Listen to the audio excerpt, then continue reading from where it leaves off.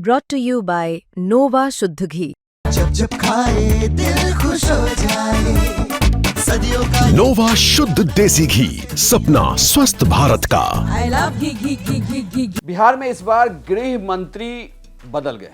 मतलब अमूमन यह होता था कि 19 सालों से गृह मंत्री का पद मुख्यमंत्री नीतीश कुमार अपने पास ही रखते थे, लेकिन इस बार यह पद बीजेपी के कोटे से उप मुख्यमंत्री बने सम्राट चौधरी के पास है। लेकिन यह सवाल उठने लगा है कि क्या नीतीश कुमार के सामने अब बीजेपी का कद बड़ा हो गया? क्या बीजेपी बड़े भाई की भूमिका में है और गृह विभाग जैसे महत्वपूर्ण पद रखकर उसने सीधा मैसेज दे दिया है? लेकिन क्या इसी तरीके की बातचीत जो चल रही है सोशल मीडिया और अलग अलग प्लेटफॉर्म पर, क्या ये सही भी है कि जो पावर नीतीश कुमार अपने पास गृह विभाग का रखते थे वही पावर उन्होंने सम्राट चौधरी को दिया है? क्या सम्राट चौधरी भी डीजी, एसपी, डीआईजी इन सब की नियुक्ति कर पाएंगे? क्या इनका ट्रांसफर करवा पाएंगे? ये सवाल सबसे बड़ा सवाल है, क्योंकि गृह विभाग का जो मुखिया होता है उसके पास तमाम पावर होती है, वो किसी भी विभाग में हस्तक्षेप कर सकता है। लेकिन क्या ये सभी पावर सम्राट चौधरी को भी ट्रांसफर हुए हैं? क्या सम्राट चौधरी बड़े अधिकारियों का ट्रांसफर पोस्टिंग कर पाएंगे? सीधे तौर पर देखा जाए तो गृह विभाग पुलिस पर पूरा कंट्रोल करती है।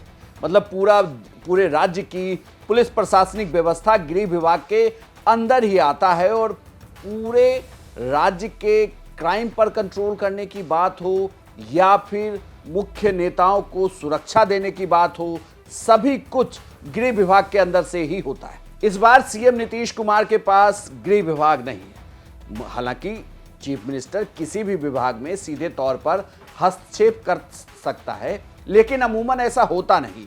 मंत्री ही उस विभाग में हस्तक्षेप करते हैं। लेकिन नीतीश कुमार ने एक विभाग को अपने पास रख लिया है। इसे गृह विभाग से ही अलग किया गया है। समझिए, सामान्य प्रशासनिक विभाग।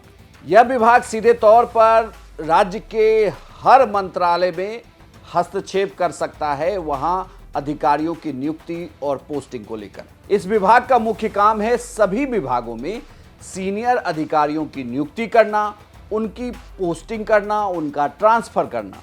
इस तरह भले ही बिहार में गृह विभाग अब सम्राट चौधरी के पास आ गया हो, लेकिन उन्हें अपने विभाग के या दूसरे विभाग के अधिकारियों की नियुक्ति के लिए चीफ मिनिस्टर नीतीश कुमार की तरफ ही देखना हो गया, क्योंकि सामान्य प्रशासन विभाग ही राज्य में डीजी, डीआईजी, एसपी इन सभी की नियुक्तियों से लेकर इनके ट्रांसफर तक पर कंट्रोल रखता है। यानी कि अभी भी यह पूरा विभाग मुख्यमंत्री नीतीश कुमार के पास है।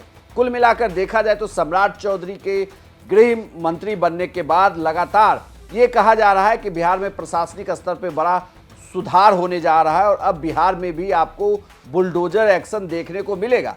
सम्राट चौधरी भी लगातार इस बात की पैरवी भी कर रहे हैं कि बिहार में वो अब लगातार फुल एक्शन में काम करते हुए दिखेंगे। लेकिन बड़ी बात यह है कि जिस सामान्य प्रशासन विभाग को पहले नीतीश कुमार रखते थे, अभी भी वो विभाग उनके पास ही है। लेकिन फिर भी आप कहिए कि पूरे राज्य में जो सुरक्षा व्यवस्था और पुलिस प्रशासन का विभाग है, उसे सीधे सीधे तो सम्राट चौधरी ही देखेंगे। हालांकि उनमें अधिकारियों की नियुक्ति से लेकर उनकी ट्रांसफर पोस्टिंग, ये सब मुख्यमंत्री नीतीश कुमार के पास होगा।